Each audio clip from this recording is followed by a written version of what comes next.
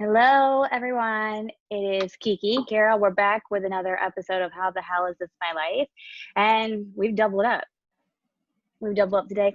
These are our men, ladies and gentlemen. These are our men. So we got Asha, Michael, John, Kiki. Gang's all here. And I just want to say, belated loving day. Happy belated loving day. Happy belated loving day. Look, I pulled out Google for this, all right? Because I'm not doing your homework for you people. I'm not doing it. You can Google Loving Day if you want to know more about it. There's actually a really good movie you can watch if you want to inform yourself. But basically, the small synopsis of what Loving Day is the anniversary of when the Supreme Court decided in the Loving versus Virginia case to strike down any and all I can't even pronounce this word. Basically, if you were not of the same race, you are now legally allowed to be married. Okay? So that is what Loving Day is. Without Loving Day, Kiki would not probably be here. Right? So happy belated Loving Day. Did you say something? Okay. All right. So before we start recording, just so the world knows, John has a very sultry, low voice. So I hope that you can read lips. We've learned. Right? Okay. This is a podcast you should watch. Don't just listen. Watch this one. Yeah, watch this one so you can hear and see all the wonderful things that he's going to say. Editing anyway, so. That's true. He's kind of really taken on the role of like producer. Like, I don't really think he's as comfortable like on the podcast as he is just being like, do. Gotta figure out my frequency. Jack that one up. He'll make it sound like we're crazy because everybody like, I hear him perfectly fine. Yeah, that's exactly easy. He's gonna work his producer magic and be like, I'm the same volume as all of you. I don't understand what's wrong. That's all you need. Yeah. So in honor of Loving Day, obviously we have something in common. We're what they call interracial couples. Did you know? Did you know? What? Yes. No. Yes. So what's an interracial couple? Oh, that's I don't see color. I'm sorry, y'all. I'm petty. I don't see color. Well, that's cool. I do, and we are in a multicolor relationship. Yeah. But because of Loving Day, has anybody like reached out to you and asked you about Loving Day? I haven't had this year, but I've had people ask me before, just like what it is, because I mean, it's on the calendar, so everybody gets like an updated calendar. I've definitely had people ask me in the past. I think this year I purposefully posted in the morning a post that had the information on it. So then I noticed a lot of people like reposting it. It is great that nobody asked me. And I did the same thing. I was like, I'm just going to post something that you can share and then you can read it and then be on your way. Because I mean, I treat it like a holiday. This is the holiday. Yeah, especially for you. It is a holiday. My sister was like, it's like our birthday. I was like, it's like your birthday. I had sent my mom a message and I was like, Mom, I don't have too many, we'll talk about this later, but I don't have too many pictures of like my father. He died when I was very young. So I was like, Mom, you have like, there's some photos you can send me? Just send me whatever you got. She's like, I got your baby book. Hold on. And so she would send me a bunch of pictures of like, oh, interracial love. It's just so beautiful. But I was also, because your phone listens to you. And my phone really does listen to me. And so as I'm like texting my mom and calling my mom, asking for pictures and talking about Loving Day and all of this, it's just like popping up everywhere. And I started reading, I went down the rabbit hole of some articles about interracial couples and questions that interracial couples get asked, and questions that interracial couples should discuss amongst themselves when they're kind of figuring out what their future is going to look like. If this is really, we're not just dating, we're like in this for the long haul. We need to have these conversations. And I saw one that said 10 questions that interracial couples hate answering, and I read them, and that's true. So we're not going to talk about any of those. Okay. Cool.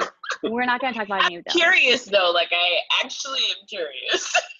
You know what? When we're in the middle of the session, I'll look it up and I'll show you and be like, yes, because you'll be like, okay. yes. I just want to hear like one. Just One was about fetishes. One was about fetishes. Like, have you dated outside of your race prior, or is this a fetish for you? You know? And so I think that some people, like, when they're actually like in a serious relationship, they're like, we're past that. Like, this is not a fetish. Don't.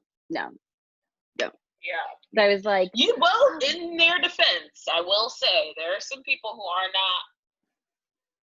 who are making excuses and are trying to be and are hiding and lying to themselves about the fact that their man very much possibly could just have a fetish. oh no, so there's this guy that used to be on his Facebook, and he kind of went crazy, and I think he got arrested. But prior to getting arrested, he knows He's like, what oh, I'm that talking guy, about. yeah. But like, but he went through this whole thing where he was like in a relationship, and then that didn't work. She realized he was crazy and dropped him like a bad habit, and then he went down to like Florida or something and was on the beach like trying to hit on just any woman that would pass him by, and he was documenting this on his Facebook as he was doing this, saying like, ooh, I could be the milk to your cocoa, like all of this. And I'm just like, oh goodness. And he found himself somebody that agreed to take a picture with him, and I guarantee you that this woman did not know. She was just like, sure, like she probably had like a Myrtle Beach cocktail, I don't know, and she was just like, I'm out here having a good time, sure, I'll take your picture. But the stuff that he put in his kind of tag and commentary for the photo was 100% fetish and completely inappropriate. And he went to jail for spraying police officers with bug spray, like with a big and the pump. What? Oh my gosh! I'm sorry. That whole fetish comment made me think about that. But but I did find this article that, like, you know, some of the things that were in here, John and I have actually talked about, and I'm sure that you have too. But then somebody had posted a comment on the last episode that we did, talking about how they had a biracial nephew and how they felt like they hadn't really probably had any serious check-in conversations with them, and how they didn't realize, like, just it's confusing. It can be very confusing at times, knowing how to navigate life being biracial. It's confusing at times knowing how to navigate life on your own in the comfort of your own culture and your own community, let alone like kind of going between both. So like she had said that, and I was like, I wonder if if you have a biracial child, then that's a product of a biracial or interracial relationship. And I bet you haven't checked on that couple either. So let's talk about interracial couples, because they need some love. There's a lot of serious things that I feel like in all relationships you should probably be talking about, but most people don't. That's probably why divorce rate is so high. But every couple should talk about these things. But I just think that it's like extremely important when you're in an interracial couple, because you have cultural differences and possibly religious differences, and just like your experiences growing up in general, that like you're literally like looking at this person that you are in a relationship that you love, and you're like, I'm gonna have to explain it to you because there's just no way. So we have to have these conversations. So the first question was, how do you manage a healthy relationship with the current political climate? Anybody want to take a crack at it? Anybody? Go for it. I mean, I think that, I mean, I'll speak for him when I say that, like, he is naturally a very empathetic person. And so, and the way that he's always been really empathetic towards me in general when all of these things happen in the world. And he like completely understands that like he will never know what it feels like to be worried about his own brother or my own self, you know, being killed randomly and wrongfully. And I think he's really done a great job of giving me space, because when things like this happen, like feelings are volatile and they can jump up and down and around, and it's really like I've been on a roller coaster. I honestly can say I've been on a roller coaster for the past however long. And it's been rough, but I think like allowing your partner to have space when those moments of like just like extreme feeling arise, and like truly being empathetic and putting yourself in their shoes, and I think through that has been a lens into like, you know, we've talked about like, you know, it's been a lens into his own white privilege, the fact that I'm sitting here just like crying and like broken up in like all these feelings, and he can empathize to a degree, but he himself is not, you know, feeling this way about his, you know, that it could be potentially his family or, you know, his really close friends. So I think he's been super empathetic, and like I think that we've just, you know, you have to give yourself grace and be honest with yourself and just be super straightforward. And I think we've had to have some tough conversations, and I've had to just be vulnerable sometimes and be like, hey, like, this is what I'm feeling. And I just need you to bear with me because I can explode at any moment. Like, I'm feeling a lot of things. I'm feeling all the feels. And so, like, he's allowed me that space to do that, but also, you know, just ask questions like, what can I do for you right now? Like, what do you need? Or just sit next to me on the couch, just be there, be in my space as I'm feeling all the feels. But yeah, I think empathy, it's a different world when it's your partner, because you can have friends all over the place, but like, this is someone who you're in the house with all the time. You're always spending time with them. You usually would feel empathy if it was, let's say I was crying because something happened at work. If I, you know, like I got laid off, or like I didn't get the job I wanted or something like that, like the way he would respond is that way. And so then when it goes even deeper and it's like literally, you know, my people are being, you know, killed and gunned down in the street, it's a whole different world of empathy that you can only feel to a point, right? You can only put yourself in that person's shoes to a point. But it's just, I think him acknowledging that he will never be able to actually know what it feels like has meant the world to me, and like activating his privilege and using it for good. I think all of that is exactly what I feel like I would ask him to be doing at this time. Fortunately, I haven't necessarily had to like ask him or like force him to do it. But yeah, it's definitely been interesting for sure. Yeah. I think over here, like we communicate, you know, I like to talk, so we communicate already. So I think that what has been nice is when all this is going on, you know, and let's be honest, we've talked about this before.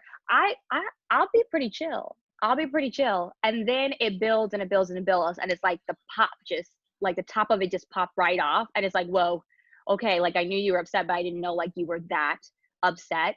And like when that happens, it's like, okay, let's sit down. What do you want to talk? And that's nice to have from him. Because you know, I am 95% of the time in most relationships, I'm a conversation starter. I wake up super early. I got anything else to do. Just let me see how you are. Right. So that's my role in life. And so when I'm upset, when I'm super traumatized by something, I need somebody else to step in and be like, okay, let's talk about this. Like, clearly you're working through things. I need to talk about it. Like, I'm not necessarily somebody who needs to sit quiet, because me alone with my thoughts is not good. It's not good at all. So to have him recognize like, okay, well, I didn't realize that this was, now I do. So what do we need to do? Like, what's going to help? Let's talk about this. What about this is triggering what? Like, where is this stemming from? All of that. And then on top of that, with like the empathy and whatnot, like he's been the same. It's just kind of like, I think in a world where so many people seem to have a problem saying the words, I have privilege, it's real nice that I don't even have to blink twice. Like, yes, you do. Let's acknowledge that. And then while we're moving forward, you know, his actions and his conversation and just like his curiosity around it, like he's reading the things, he's fact checking things.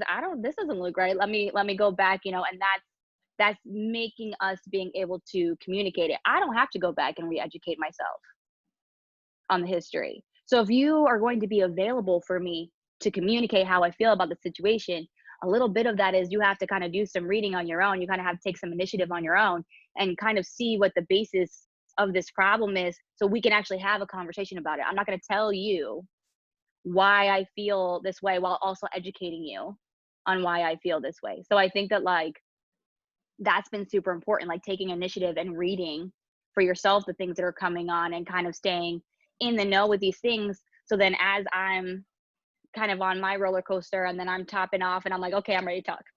I'm ready to talk. Are you there and ready to have that conversation with me? You know, I think there's a lot of people right now that are still asking, what can I do? That's extremely helpful. And it's actually been better for us because, you know, if you haven't lived it, you're not going to understand. But if you're truly open to the conversation, how many people are not? Like, how many people are not open to the conversation? Like, they say they are, but then when you start in the conversation, they're like, oh, I didn't say that. Now we have different opinions. Oh, well, I just don't agree with that. Okay. But are we having like an actual conversation? Are you shutting me down? Are you deterring? Are you deflecting? What's going on? So I think that that's been really important for us, is that like he's open to the conversation and I'm not having to educate you in the moment. You're like going and rereading and all those things that I tell everybody else when I'm like, this is the epitome of using your privilege as an excuse for your lack of knowledge, right? I'm all too willing to have a conversation, but you have to put in some of that work yourself. And I think that's important. I think now's not the time to be educating your partner on all things races and it's a and lot. racism. I think you and I were talking earlier today about just the fact that in a lot of our spaces that we occupy, we're being asked to do this all the time. You know, like I'm getting it at work. I'm getting it all over the place. The last thing I want to do is also have to like unplug from my workday and manage this as well. Like teach you what's going on in the world, you know, and I think, you know, one of the things, like I think it was Amanda Seals that said, she was just like, how did you not know, honey? Like, how did you not know? This is my trampoline time. I'm on my trampoline. Yeah. I don't want to have to educate you, and I also don't know how you didn't know this entire time. So I'm just so grateful, because I've told you that I've actually had the opposite situation where my ex, that was not the case. His family was not open-minded. His family didn't even know I was Black before I showed up at their house for dinner one day, and I was blindsided with the fact that they had no idea. They you know, he was raised in an Irish Italian neighborhood with not a single brown person or Black person, and to them, I was an alien, and they were completely like confused as to why he didn't say anything, none of that, you know. And that it was definitely a situation, but it's been a breath of fresh air to like, for someone to have already entered the relationship with this knowledge, already knowing that this is a thing, like racism didn't just start and it's real, and like taking on the responsibility of, I know who I'm with, like this is not I know exactly who I'm with, and I've chosen to take on whatever the world throws at us because we're different from one another. And I think that like this is to me a breath of fresh air, because I've had the complete opposite situation. That's good. Oh, dinner. Yep. Dinner's here. So also in line with that, because I feel like probably I've seen it. Well, I don't want to say probably, I've seen it on social media and all of these things. I've seen so many people come in for interracial couples wanting to see what the white party in their relationship is about, right? And I also think, I mean, that falls along with the lines of like all these people who had never really promoted anything on social media, like basically being demanded to get on social media and like to state what's going on. And so I saw this and I was like, amen. But it's from Tiki Sumter, and because she's in an interracial relationship, her husband is white, and she said, dear Black interracial couples with a significant other who is white, raise his hand. We do not need to protect them. I promise they will be A-okay. They need to continue the fight for us. If they get offended when you talk about races, you have a bigger problem on your hands. And I was thinking to myself, you know, I've said to other people that if being on social media is not your MO, then you getting on all of a sudden is probably going to feel fake to you if that's already how you've been living. There's so many other avenues to travel down if you're trying to to help, right? If you're trying to assist, like maybe being on social media is not a comfortable medium for you. So you're not on there. That doesn't take away from the fact that you might be having conversations face to face. You might be signing, petitions. You might be partaking in protests. You might be on the sidelines aiding people that are in the protests. You might be donating money, whatever that may be. But if that's your walk of life, after all these people keep demanding that they see things on social media, they're going to stop, because I'm like, look, I saw this person out. I saw how they live. I saw that this was in their heart. This is what they're doing. This is where their head is, right? And so it's the same thing. I feel like she's 100% right. If your man is for you and he's for the cause and that's the way that he lives and that's where his priorities are, you don't have to say anything about him, and he does not need to hop online if he's not already online. If he feels the need to do so, he may do so. But if he is, then that will speak for itself. And you have that confidence, like nothing needs to be proven. If that's your way of life, that's your proof, And I didn't know if anybody had asked or pressured you. We haven't really gotten anybody reaching out to me. I would please come for that, please. I know I've had nobody come after it. Actually, I've had more support than anybody like attacking us for the interracial thing or forcing anything out of it. But I think that's more so in the celebrity world, and I'm glad I'm not in that ring. Yeah. I'm so glad I'm not in that ring. But I saw that and I thought that was interesting. One of the conversations that we had in the beginning of all of this was just like previously we've spoken about just like music and artistry and things like that, and like how cultural appropriation is like a major conversation. Thank you, New York City, for the background noise. We truly appreciate it. And so one of the conversations we previously had was just, I was letting him know that it is something that we need to be prepared for. The fact that if you are with a Black woman and you love a Black woman, people are going to be looking for that, because that is, essentially you can word it as like you're benefiting from the culture, which is usually the conversation about cultural appropriation. And so if you are with a Black woman, you love her, you're benefiting from the culture, etc. Like, that's why people are looking to hear something. They want to hear you fighting for this community, because you are, by choice, choosing to be a part of the community, right? Because you're with this person. So are you fully in this? Are you fully in it? Are you prepared for what it means to be tied to, married to, connected to the Black community? And so, like, I understand it to a degree. I don't think anybody is crazy enough to come at me sideways and ask me what my man is doing and where he's at, because they already know the clap pack will be real.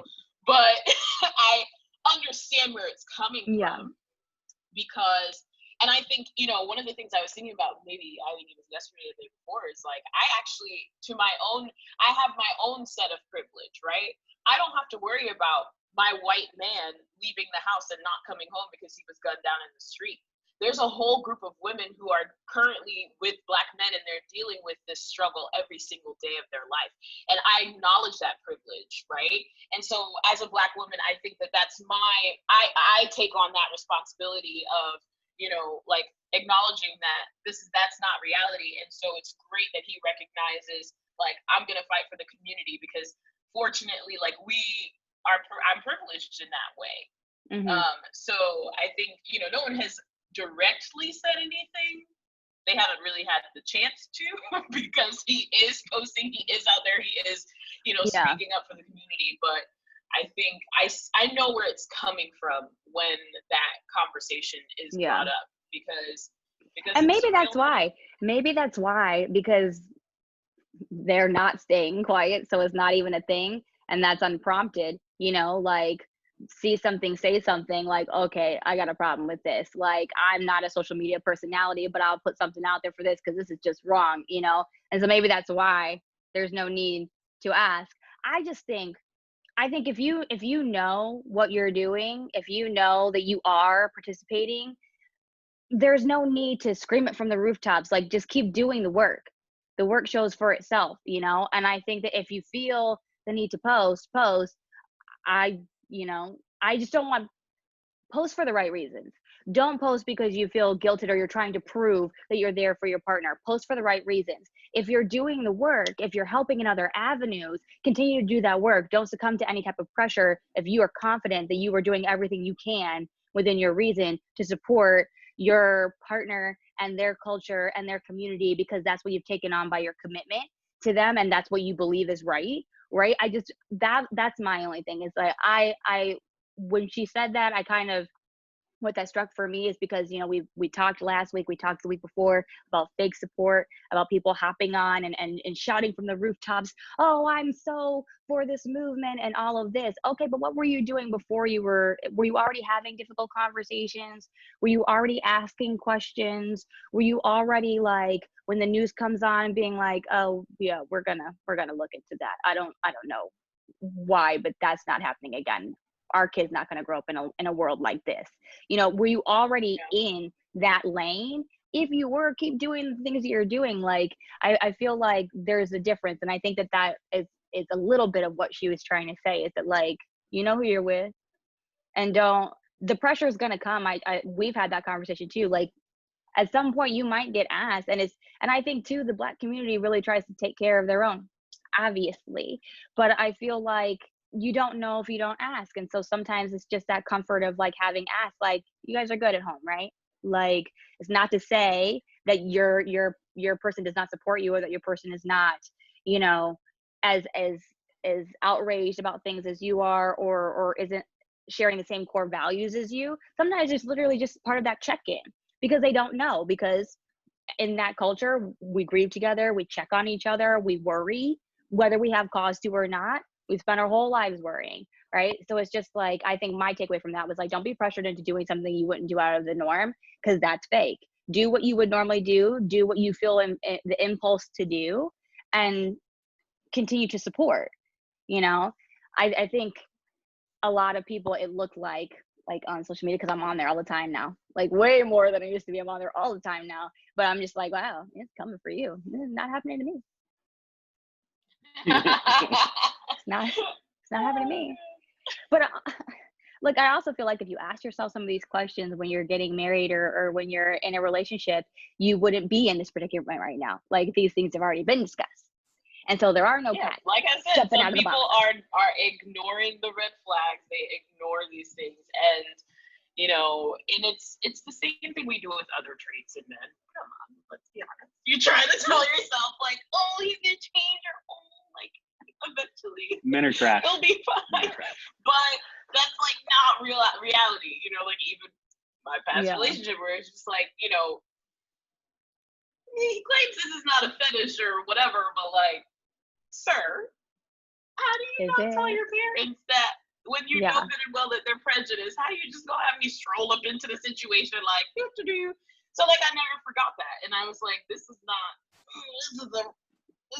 red flag, you know. But some people ignore those things and they don't have these conversations, and that's, you know, once you are not out here dating for foolishness, and you're actually dating for, you know, to spend your life with someone, you have the tough conversations. I think when it comes to posting, like, I think one of the things with him is that his family and a lot of friends are back in Texas, and like, he knows the Texas environment. Oh, yeah. What it's like there. And it's so like the Carolina. Is like, no, I need to say something because these people need to know. Yeah. I mean, because it's like, I mean, of course, Asha composed, but because her, you know, family is all going to be Black and her friends are already on that side, she's not educating them with anything that they don't already know and realize. But I have so many people back home who might not realize the racism that's ingrained into the community. And you know, it's a military community, which is diverse, but it's still Texas, and it's still what it,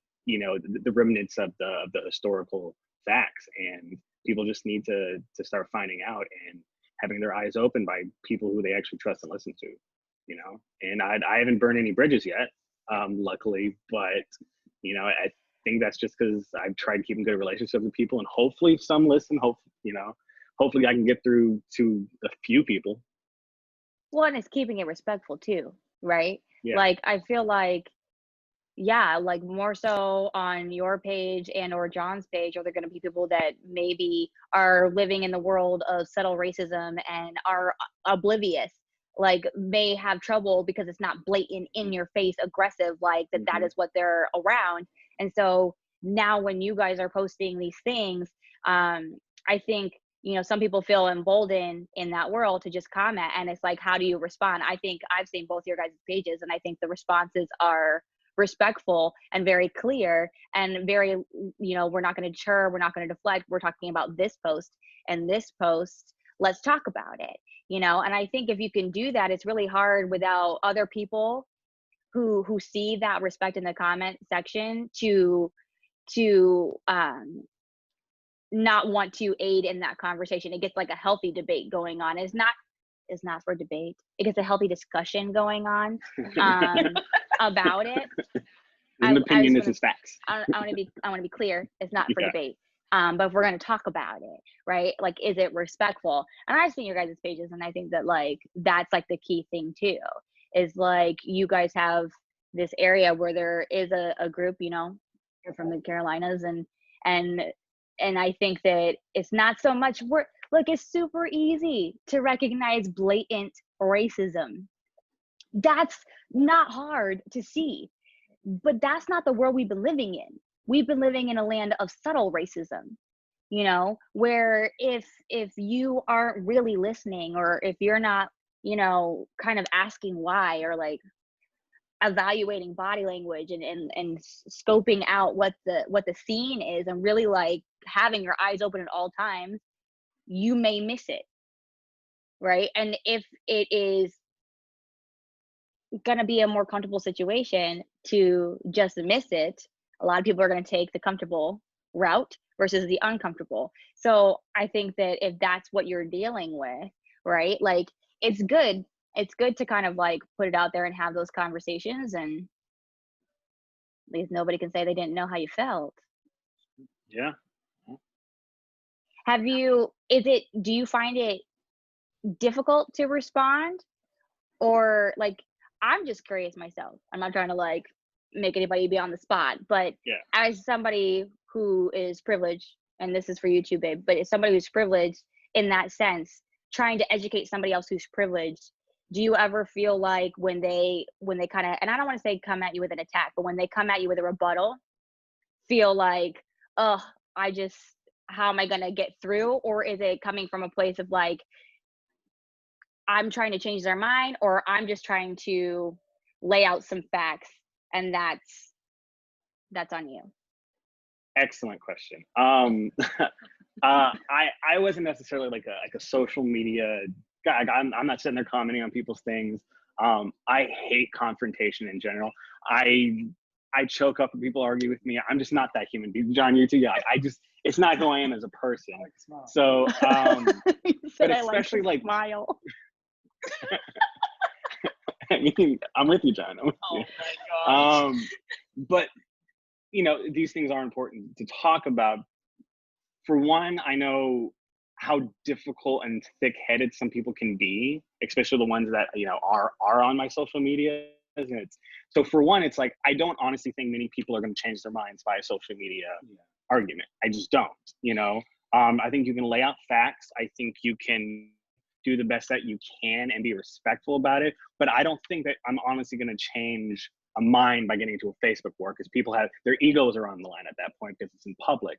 So it is a little difficult to figure out how to respond appropriately, because so many people can just be like, well, you're dumb, and you don't know anything, and and I try to avoid doing that, but I think that's why it's difficult for me, just because I'm not used to jumping on the social media and arguing with people. I don't like arguing with people. The social media. Did you hear that? On the social media. On the Facebook. Grandpa Mike. On the Instagram. Yeah, but I'm doing the best I can. I'm trying to get better at it. I'm trying to learn how to maneuver through it now that the biggest thing I'm doing it more.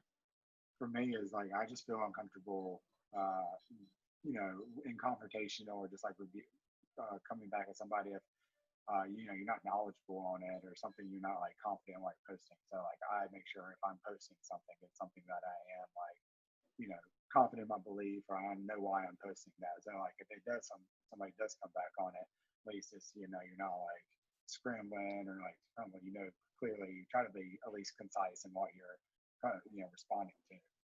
And my other rule is one response. You make a post, they can respond, and then you can give them your personal response back to that to try to explain your point or like, you know, clarify. But there's no need to go into, like you said, you're not going to change somebody's mind on social media. Like they're going to have their opinions, and like the best you can do is like, y'all are a block away. What is going on your block? You guys, we're on a major avenue. It's Fifth Avenue over here. So that's what's going on. To piggyback off of that though, one thing that he's done recently that I actually really loved was in the midst of one of those conversations, in the midst of, okay, I post something, somebody posts some sort of a rebuttal, and then I'm going to give you my one comment, and that's what it is. I'm leaving it at that.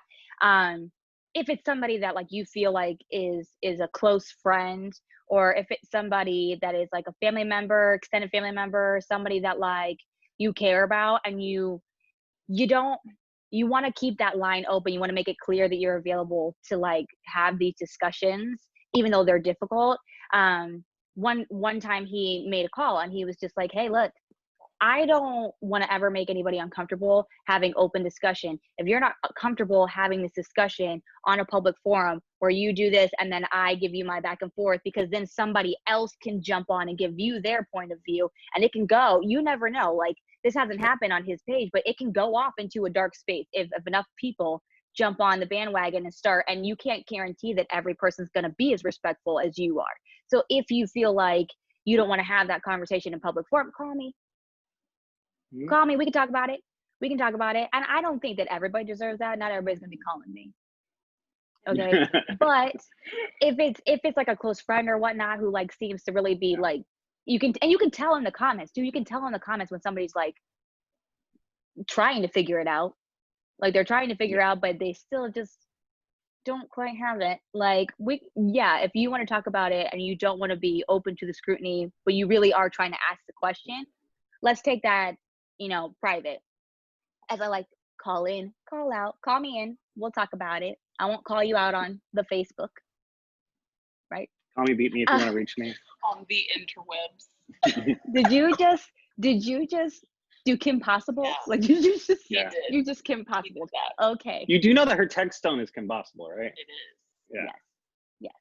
Yes. So all day. Okay, so this is an interesting question. I'm actually gonna tie these two questions together because we're gonna talk about this for a second, and it's gonna be different for us. It's gonna be for you. Look, if you want some insight, I can help you out. But what have you guys had conversations yet about how your kids are gonna know who they are? And when it comes to John and Michael, how are you gonna deal? Look, I feel pretty confident in being able to answer any questions around my son's blackness, about his identity, about his hair, his culture, if he's bullied because, oh, mommy drops me off at school and mommy doesn't look like me. I feel pretty confident in that. But for you guys, right? And I'm sure that Asha, you feel pretty comfortable when it comes to the hair and just kind of like, well, that's a real thing. That's a real thing for people, like understanding how to do our hair. I've got some horror stories, but when it comes to their blackness and their identity and who they are, like, have you kind of talked about what your approach is going to be to that, like, and how you're going to maneuver around? And is there anything, Michael, is there anything, John, that you are like, I'm going to read on this because I want to be prepared for this because I don't know anything? Because we've talked about it. We're like, okay, what are you going to do if mommy goes on vacation with the girls and like Liam come home from school and he asks you a question and you try and text me and I'm like, sorry, pina colada number 4, I can't talk right now. What are you going to do? Like, you can't just like not have the conversation. You can't just not like try your best to handle and provide solutions, right? So what does that look like? So have you guys had those conversations? Oh yeah. And we don't even have kids. We don't know when we plan to have kids. We don't know if we plan to have kids, but we've had a lot of those conversations. I think one of the things as a Black woman that is a big, big monopoly that you mentioned is hair. And I think that often we actually hide it from men. When you're dating outside of your race, you hide your hair process, or like the fact that, you know, using words like making sure they know like the difference between natural and processed, and that you straighten your hair. And like, I've even, you know, we've talked many times about the fact that that's something that people have attacked me about. Like, I've heard people talk about the fact that I straighten my hair and whatever be the case, even though my hair is technically natural, I straighten it because when it blow dries, that's how it blow dry. And ain't nobody got time for the upkeep of curls every day. I cannot, and I will not. But a lot of Black women hide it from their hair. They hide the bonnet. They hide that we go to bed with our heads wrapped. They hide all of that. The first time he saw my edges brush, he was like, what is that? What are you doing? It's real. It's a whole different world. And I think if you're dating, my advice to women who are dating outside of their race is it behooves you to teach them these things and to show them these things. He's had his hand in my hair before. He has gone with he used the blow dry. I told him, all right, now this is what you do. Because if we have a child, and God forbid I'm not around, but if I am not around, I'm on vacation. Let's say I'm on vacation, not like a permanent one, but like I'm not around, and you have a child who is probably going to have even more wild curls than I even have, and like, how are you going to manage that? What are you going to do with their head? Like, how are you going to deal with it, etc.? Like, these are conversations that we have regularly because I don't want him to be lost in the sauce. Yeah. So we talk about it probably more than people who are like non-married, not even engaged. Yeah. Talk about these This things. was like day one conversation, though. Day one conversation. She's like, you do know that I'm gonna wear like a head thing going to bed. And I'm like, well, yeah, I'm into that. Like, yeah, I'm not good. You ready? Yeah. You ready for my silk scarf? Because these edges don't be playing. I'm serious about my edges now. Okay.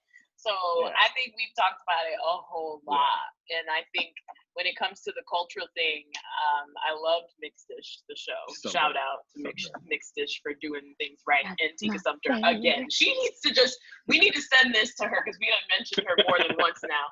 But, you know, one of the things that was interesting that was eye-opening for me even was that there is the episode where, you know, she's trying to figure out how to portray the fullness of her culture, both sides on this poster board. And it was just like, you know, she could get the history of the white side and like Irish heritage, etc., but she didn't have the history of the Black side.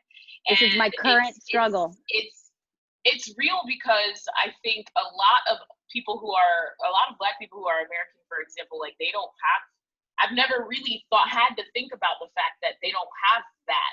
And my family's Jamaican, I have a whole lot that I would put on that poster board. The food we eat, our dances, our music, you know, like the richness of my culture and like my Jamaican culture, because I love it and I love it to death and I shout it from the mountaintops. But like, until watching that episode, I never really realized that that's also a privilege. Like, I know where my family's from, and my kids are gonna know what it's like to wake up on Sunday morning and get Jamaican breakfast. They're gonna understand these things. They're gonna know what that feels like. And that, you know, watching that episode, I was like, wow, there's a lot of Black children who actually don't know that, and they don't know what to put on that side because they can't trace it back because our people were literally brought here against their will, and we don't know exactly where their exact origin is. So what are we putting on the poster board, right? Like, are we putting Harlem culture because that's where they were taken when they didn't want to go there? You know, like, what exactly are we putting on there? So that was really eye-opening for me, watching that episode. So I recommend. Well, highly recommend. I'll throw this in there because that's our current struggle, right? So we have a child. So do you? We have a child. I did that hard time for 9 months. And we have a child. And we've been doing, my mom has ancestry.com, and my mom had gone way back onto her family because my grandfather, my mom's side, had kept a book. And like, so it had a lot of details and all that kind of stuff. And so it helped her. Ancestry.com, it only does like so much of the work for you. Like, you have to kind of like guess and gamble on certain people, and kind of, if you have the cities and the years narrowed down, that's helpful, right? So she had started all of that. And so then she gave it to me, and I started working on my dad's side, what I have of my dad's side. And then I started working on John's. And it's so crazy. So putting in equal effort and time on mine and on his, I have all the way back to the 1700s on his father's side. And I'm going to start working on his mother's side shortly. When it comes to my father's side, though, so also, I don't know what my grandfather's name is. Nobody does. Okay, so that's something that's not uncommon to not know the names of everybody, but I can only get back to 1869 on my grandmother's side in Alabama. Okay, so let's paint a picture for anybody who's like on a history lesson right now. So it wasn't until 1834 that it wasn't illegal for slaves to learn how to read and write. So previous to that, your name was told to you. You probably signed X if you even knew you were signing anything. And any births, marriages weren't going to have actual licenses because you are doing this, you know, in the privacy of your own small community on a field or a plantation. And if there is a ledger book of some sort that's got your names and years of when you came into the city that you came to, that belonged to the master of the household. Okay, so when it gets past 1834, and I've been researching because I was like, okay, well maybe I can figure out where the majority of slaves from Alabama came from. And no, because Alabama actually, you know, being one of the later states to kind of come about, had their slaves kind of moved into Alabama from the Carolinas and Georgia with their masters who were coming into Alabama trying to turn that into what it is today, like trying to actually like colonize that as a state. So they came from Georgia and the Carolinas. So I'm hitting a wall. So now, because I need to know, I need to be able to tell. I don't want to just say that, yes, you were African American and you had some family that lives in Alabama. I want to know where you came from. Like, where were you before you were shackled and brought against your will to America? I want to know where I'm from. So thank God for things like ancestry and health DNA kits and testing and things like that. So that's our next thing. We're doing that. And I know, like, my mom's side of the family, there's English, there's Scottish. I know on his side of the family, there's Irish. I know that I'm African American, but no African American is just African American. You came from somewhere. Where did you come from? It does not sit well with me to not have that answer. Because if I'm going to explain to our son that he is Scottish, he is English, he is Irish, he is Black, well, what kind of Black are you? Where are you from? You know, what are some things of that culture that we can bring to you outside of traditions that we have just as a family here in America? You know, I want to go on a trip. I've already told John, you know, we know there's European cities and things that we know we've had family come from, and I want to go see those. And I also want to go to wherever my family is from originally as well. And I a lot of the family members that I have on that side, they don't know either. So I'm sure that me taking that's going to benefit them as well, to let them know where. But some of these tests now are pretty poignant. Like, they're telling you the city in the country, on the continent. So let's break it down for me, because I'm hitting a wall. I can't really find anything prior to 1869. That's where it gets difficult. And I could go off on a whole other tangent about how difficult it is, because the last living member that I have in 1869 was mulatto. And I don't like using that word, but that's what it says on the birth certificate. So that makes it even more difficult. If you're not sure why, Google that. Why would it be difficult in Alabama to trace the lineage of a mulatto? You read that for yourself. We can go down that one. But Lord have mercy. I think for us, it's interesting, right? So like, you can watch Mixed Dish and you can kind of see like these questions. They're very, very poignant with the things that they choose to script into that show. That's real stuff. When I watched that, you know, I was so excited when that show came out, because I was like, my show. Yes.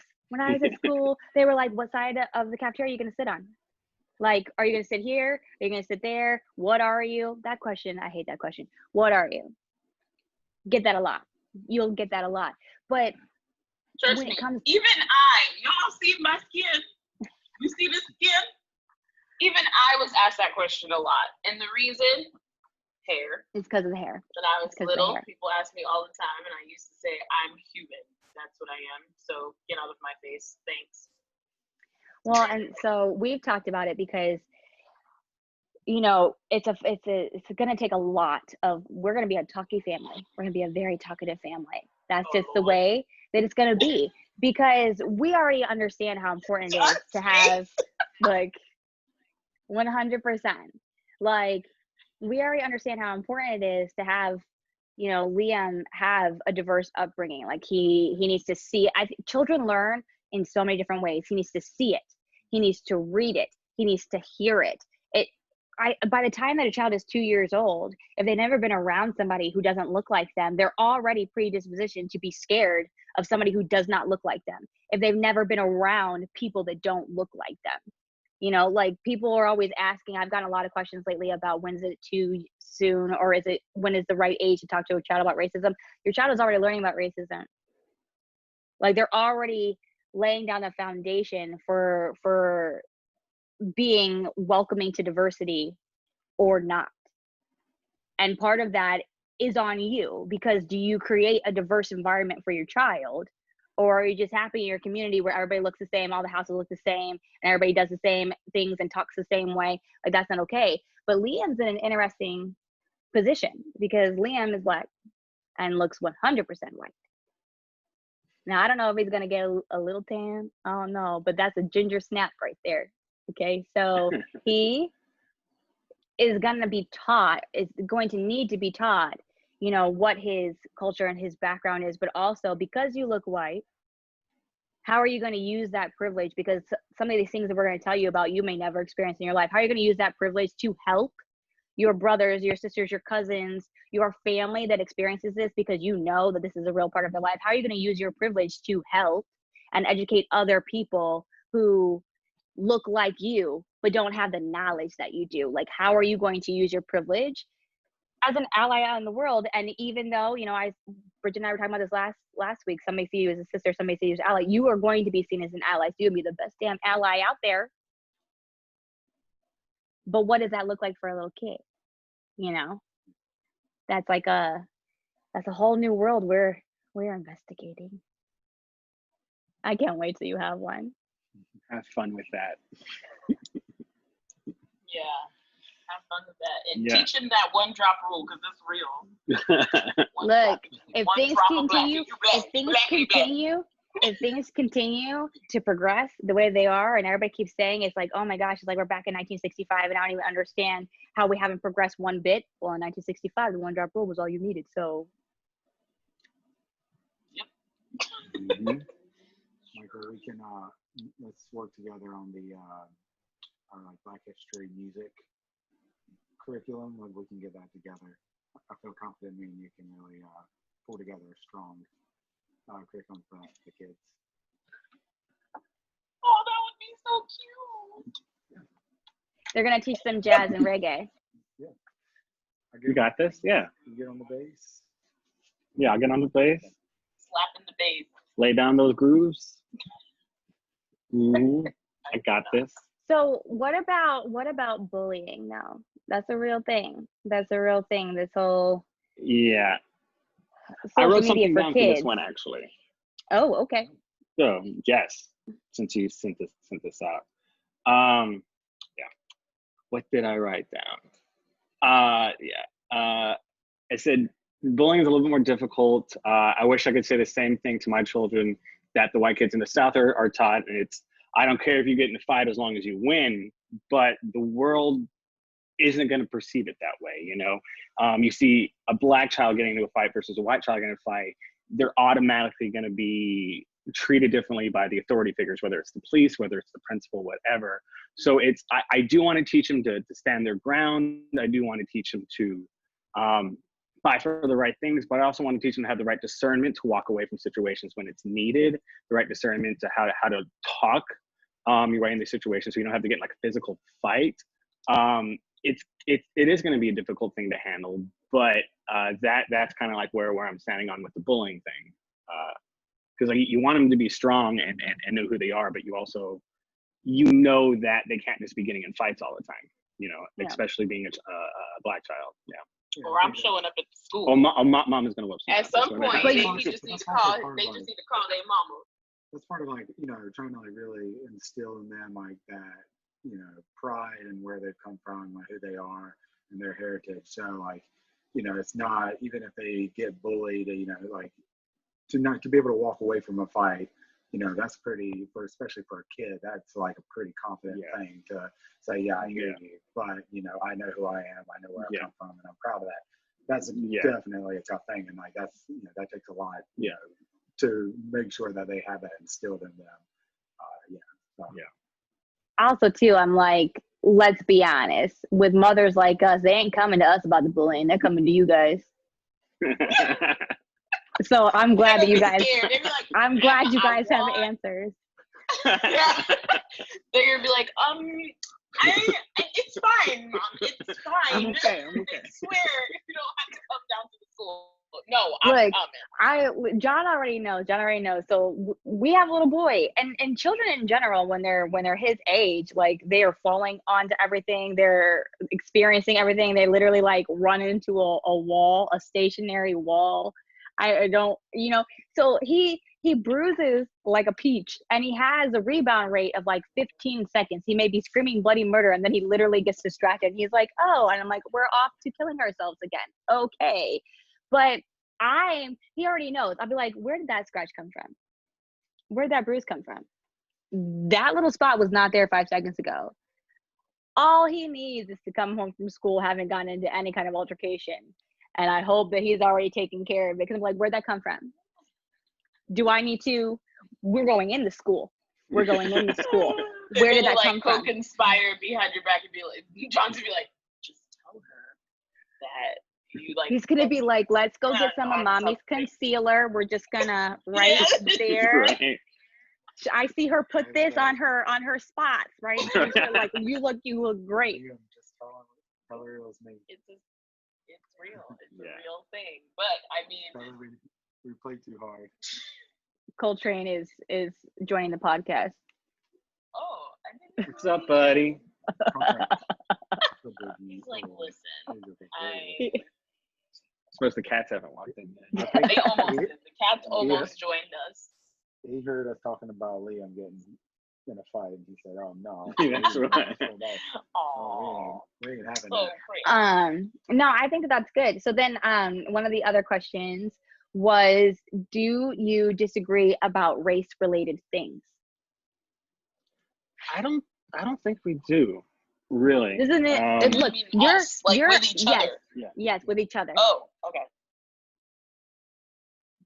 I mean, I wrote down all this stuff. I think when it comes to, core values, like there's not much room for disagreement, like it's pretty black and white, I guess literally. Pun intended. No, it'd be like, I mean, I'd say I'm sure there's like at some point down the road, like there could be, just outside of the core value, how to enact something or how you handle with a certain situation, just like nuance, it could be something different, but like when it comes to core value, like basically there's no room for it, But I've heard him say before, like we may have the same core value, we have the same end game, like we're both trying to get to the same place, but there could be two options of how to get there, and one I might think one's better, he might think the other, but the core value is the same. Where we're trying to go is the same. It just might be how you get there, right? And that's just, I think that's in general in relationships, like you're two different people. But if you are starting from the same place, you're trying to end at the same place, and like what is important to you has no gray area. Like, that's just, that's normal relationship stuff. Yeah. I do think that if I'd met Asha when I was 18, even though like my core Christian values like were always there, I think I think growing up where I grew up, I might have seen a lot of like the racial tensions differently because of the influence I had coming in, whether it's just something like there's the big debate over what the Civil War was about. Was it about slavery? Was it about state rights and the North trying to take over the economy? And it's just like those subtle things are like, white people get killed by the cops too. And it's like, these were definitely subtle influences on me years ago. But I mean, I've lived the life that I've had. I've seen the things I've seen. I've had the friends who've had the conversations with me all before I even got to meet her. So I definitely think that's helped me get to this point in my journey where we're not at a point where we're going to disagree on these things, because I now understand before I even met her. So Yeah. yeah. I mean, do you think sometimes there's like cultural differences, Yeah. yeah, like in the way that like you respond to certain things and things like that. Yeah. But I don't think, I think we're also at the core people who just, love people, and Yeah. we're not people who love people, and at the end of the day, it's like love is the point, is the reason why this is even an issue. It's like we're angry because we don't understand why people can't see that this is like, if you claim to love people, you should recognize that this is real and what's going on in the world. Like, why would you like be okay with someone being killed in the street when like not justly, like no trial, nothing, like, so I think if we did disagree on some of these things, I would be like, And rightfully so. I think one thing too, like for us, it's very important we're both very open-minded people. We're not very judgmental people. And we have like a natural curiosity, which is going to bite us in the butt when our child starts coming around asking why. For all the years we've been asking why on everything. When that kid, why? Because I said so isn't going to work, right? So that's just kind of how we operate. Like, just because you tell me something doesn't mean that that's so. I have a natural curiosity to talk to people and try and have an understanding of this person's view of it and that person's view of it. And I want to go out and try things myself, and not limit myself because I've been taught, that this is the way, or this is how I was raised. If in the moment I feel that I want to try something, or I want to have this conversation with somebody else and possibly open my mind up to something different than that, that's okay. And so for us, it's very important to like instill that with him too. Like, your curiosity is good. Your open-mindedness is good. The only person who is supposed to be judging is God. So we're not too fixated on being judgmental of other people. People can live their lives. You go out and experience, and you make your choices based off your experiences. And if that ends up different than ours, it ends up different than ours. And so I think that I have a hard time sometimes when I feel like I'm met with somebody who's just very closed-minded. I'm just like, I don't like, is it that impossible to think? I have a Phoebe moment where I'm like, wasn't it just a few years ago that you guys were so convinced that the smallest thing in the world was an atom, just to lo and behold, crack that thing open and found a whole bunch of stuff inside of there. So like, is it really that crazy to think that what you are so convinced is the only truth, that there could be something else? And I'm not saying that you might not go out and have conversations, and you might not go out and try new things and come back to the exact same conclusion. But never trying and never having conversations and never opening yourself up to all other possibilities in just the name of educating yourself and learning and being open-minded is very hard for me to understand, because I just feel like that's everybody's right. We were blessed with free will to go and discover. Like, that's very hard for me to kind of understand. So that's one of our things too. Like, the same way, like, it hurts my heart when I see what happened to George Floyd, and I just understand how it doesn't hurt your heart. I also don't understand how you can read one synopsis of something and take it and run with it. And if I ask you if you've read this article that came out that was contrary, or this one that came out that was sort of similar, or this one that came out like, no, I don't need to because this is the only one. How do you know? I have trouble understanding that, like, that you could take something at face value and not have any type of curiosity about what is beyond or behind the face value of one piece of information. Like, that's just hard for me to understand. Same. Yeah. I mean, yeah, even on the social thing, even the things that I'm not agreeing with on this, I'm still going to read all the articles that these people are posting, because I do want to understand where the point of view is coming from.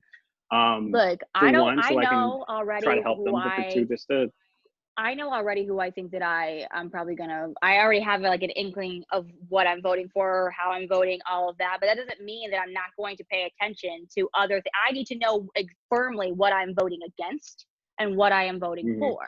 And as much as it might pain me to read certain things, I still want to know what it is clearly that I'm voting for and what I'm voting against, and that I'm clear that what I'm voting for is something that I feel like is beneficiary to my community and my child's future, and just the direction that I feel like America should be going in.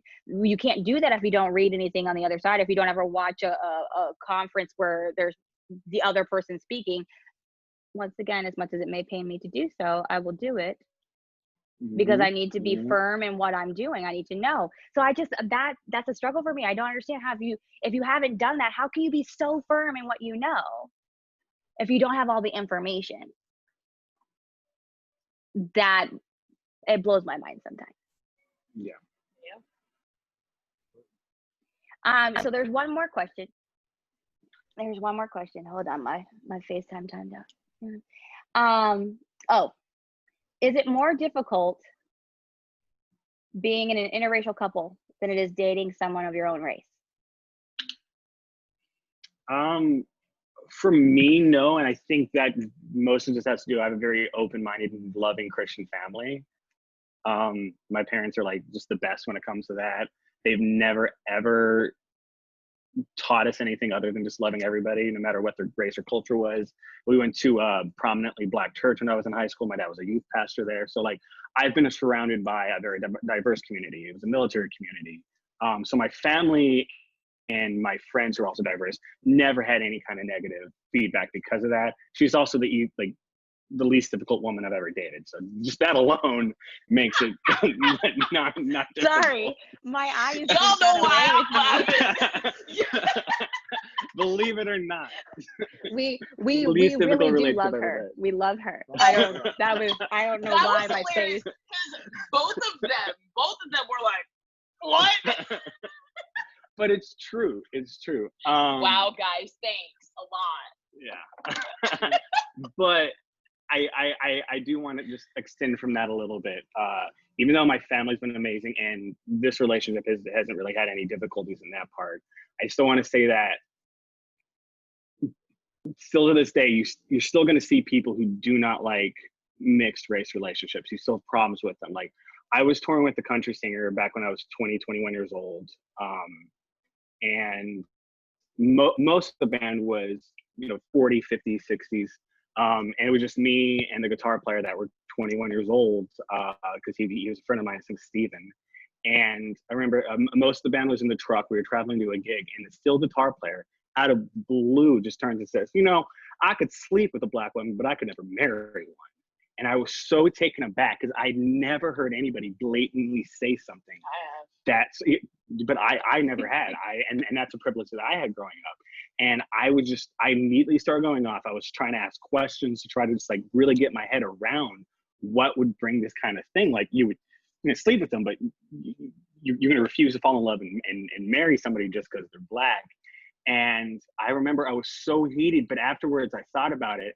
And I think even more so than just him saying something like that, I think I was more upset that nobody else in the truck besides me and Steven spoke up against it. And these are men that are supposed to be like influential role models in the community I grew up in. And they kept their mouths shut when something that was so obviously racist happened. And I was more upset about that. So it's just, I do think people do need to be aware that it is still going around, and racism is not dead, and people are not okay with these mixed race relationships. Yeah. And this is a military town where you have, interracial marriages everywhere. Yeah. So What do you think, babe? Well, Is it easier to date? I mean, you're the only one I ever been marrying, so obviously it's a little easier than Touche.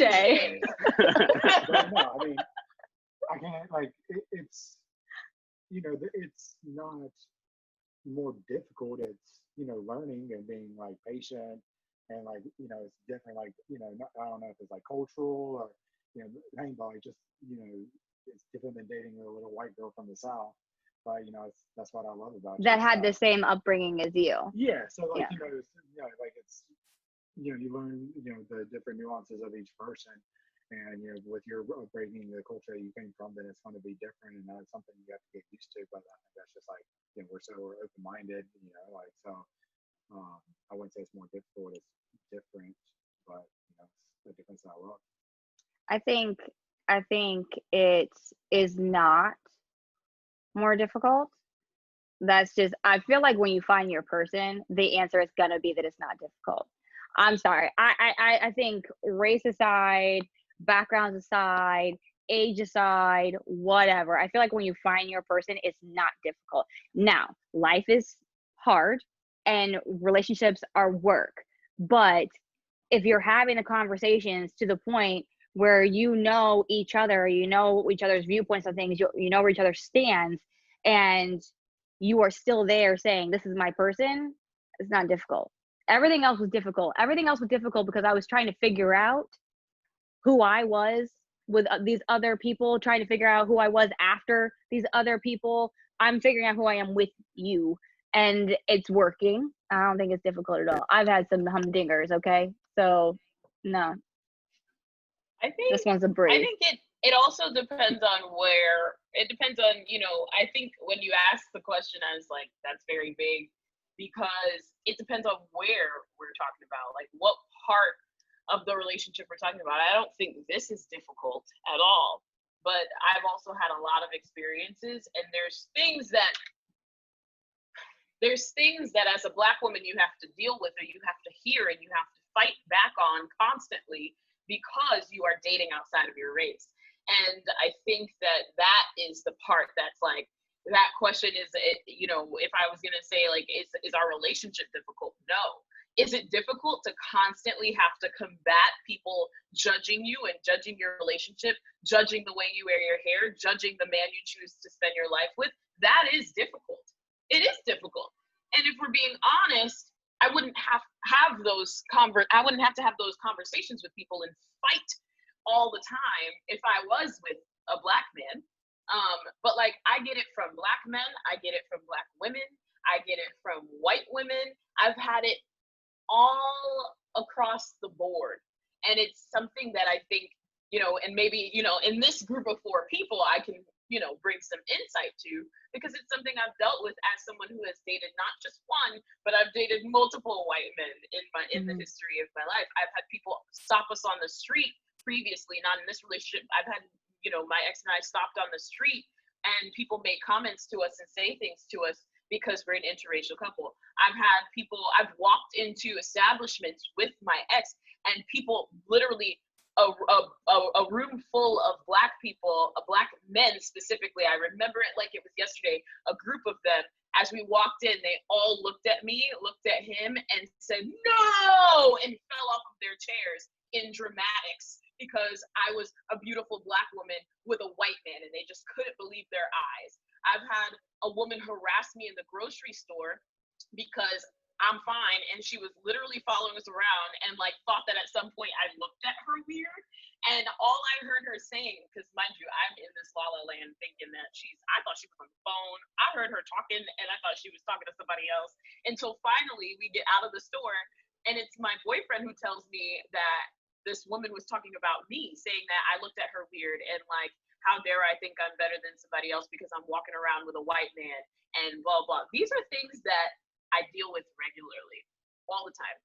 And it's something that, and so like, that's why I'm sharing that, because that part is difficult. This relationship's not difficult. Of the relationship. He makes it super easy. But as a Black woman, is it difficult to date outside your race? Oh yeah. And I wouldn't want to lie to any Black woman and say, hey, this is something for the faint of heart, because it's not. This is not something for the faint of heart, and you have to mentally and emotionally prepare yourself to consistently be at war with whomever that day decides they have an issue with it. And you have to decide that that's something that you can handle, and that's something you can deal with. To me, love is more important, right? Like, this is my person. I'm in this for the long haul, but this is that's something that as a Black woman, you have to be prepared for. You know, you have to be prepared for people in your own family asking you if you hate yourself. I've had that happen to me. I've had people ask me if I hate myself because I'm a darker skinned woman and like I'm dating outside my race, or like, do I hate myself because, you know, like of like how I wear my hair or whatever. Like, is the reason why the question was, is the reason why you date white men because you hate yourself and your race and your people? I've had to deal with that. That's difficult. Yeah. That's difficult, and that alone can make you go home crying but you still got to put on your big girl drawers, and you got to go out into the regular world and do what you got to do and show up like a boss and be a boss and still be in your relationship fully and wholeheartedly and happy and all that good stuff. But you have that thing, somebody constantly like trying to beat you down because of who you love. So it's real. It's a real thing. And it can be difficult. It can be difficult. It's not for the faint of heart. So I think that little piece is something that, you know, people need to be aware of. And also, before you do any of those things I mentioned, think 2, 3, 4 times. If you're someone who's ever done that to someone or asked them those questions or, you know, like made assumptions just because you see someone with someone who's not, you know, their skin color, like think twice and like check yourself, check your heart. Because and I think that what's your motive? Assumptions about about people's relationships, you know, like why is it that you immediately think that there's an ulterior motive here and like not that I actually love this man? Like, what's wrong with you that you think that? What is wrong with your relationships that you are thinking that way? It's crazy. But anyways, to answer the question, the relationship is not difficult. It can be difficult to be a Black woman in this skin and in this relationship, and you're out in the world. Like, it's just that part is it's tough. I guess if we're looking at it from that way, I haven't experienced anything on the magnitude that you have. I'll be the first one to say that. But I guess if we're looking at it from that perspective, because I agree with you, I feel like in the relationship, this has been the best relationship I've ever been in. This is not difficult. We deal with difficult things that happen in life. Those events, they come, and that's being an adult and that's living, right? But this is not difficult. But I think that throughout my life, part of being biracial, something your children might have a struggle with or whatnot, is just by all sides of the family constantly being asked or trying to be pressured into picking a side. So whenever you date, it's an semblance of what side you've picked, right? And so if I was at the time dating a Black man, then she's dating a Black man because she's trying to be more Black. If I'm dating a white man, it's because I'm trying to be more white. It's never about who I love. It's about what I'm trying more to be. And I'm completely okay being biracial. I was never trying to figure out which one I had to be more of. I'm completely fine with that. But I think that that's something that biracial people struggle with all the time, is constantly being asked, what are you and which one are you more of? And almost being demanded from other people, even in your own family, even just people not even realizing, like in your schools and whatnot, almost being demanded. It's demanded of you that you choose which side you are more of.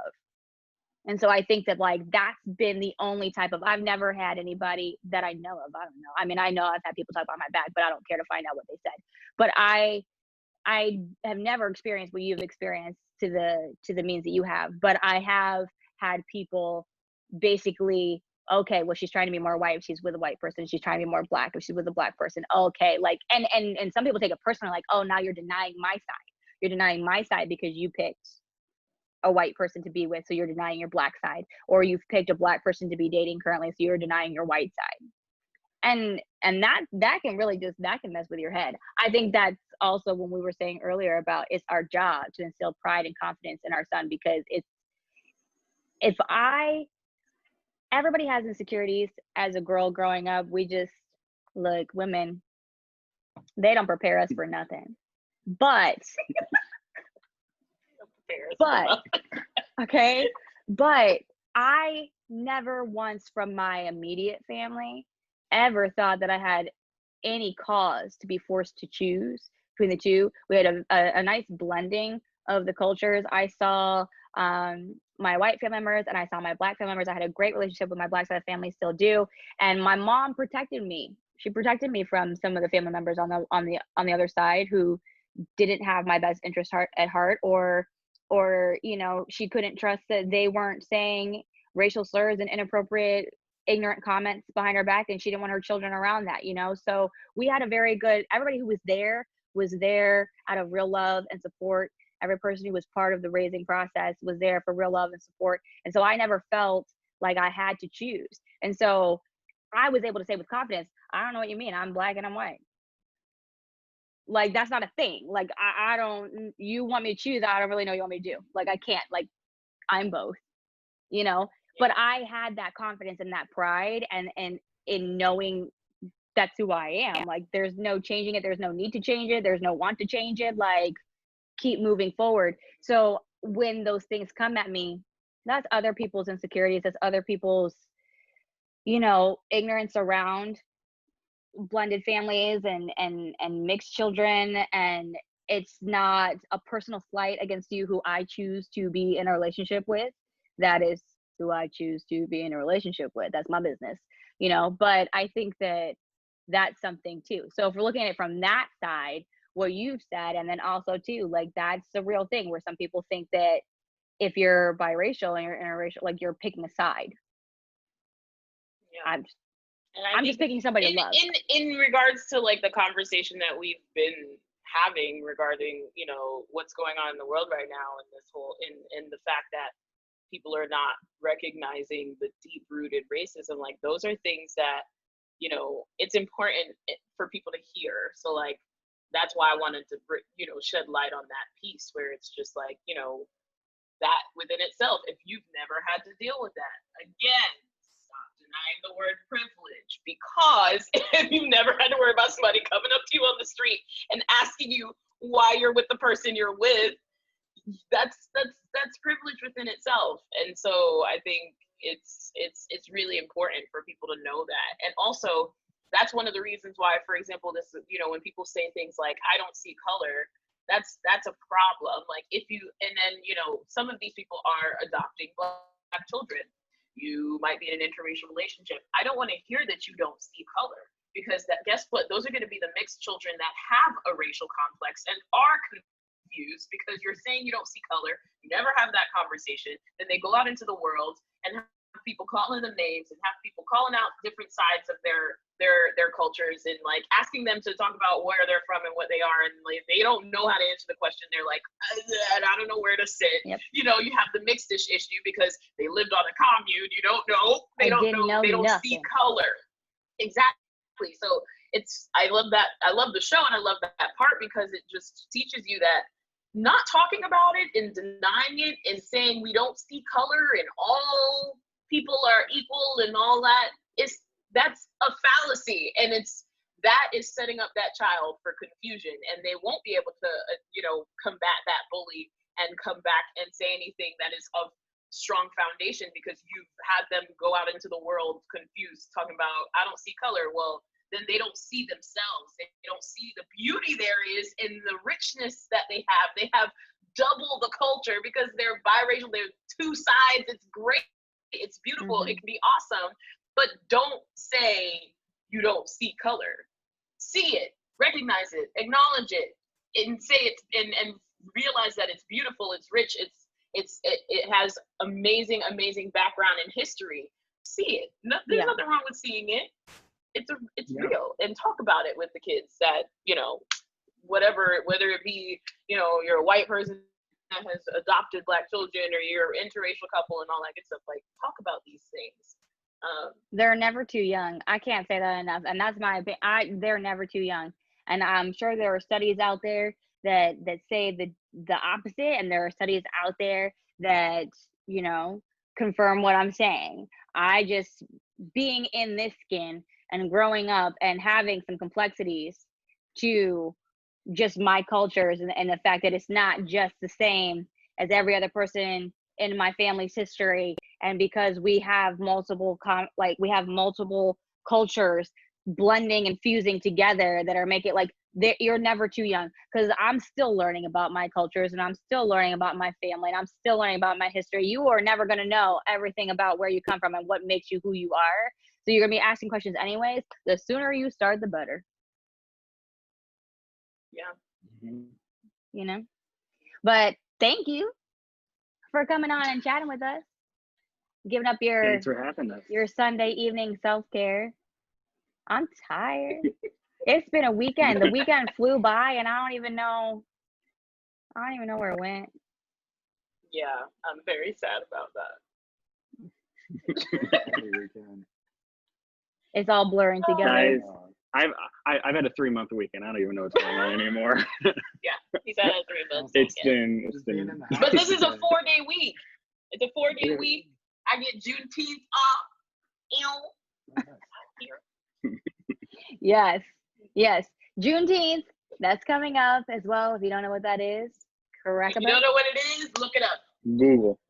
Thank Google. you Look it for up. Google. Google. The Google is your friend. The Google is your friend. The Facebook is not. Okay. But I wanted The to way thank you guys Zuckerberg's for going, yeah. coming. Michael, it's your first time on the podcast. Appreciate you. And we'll be back next week talking about more uncomfortable stuff.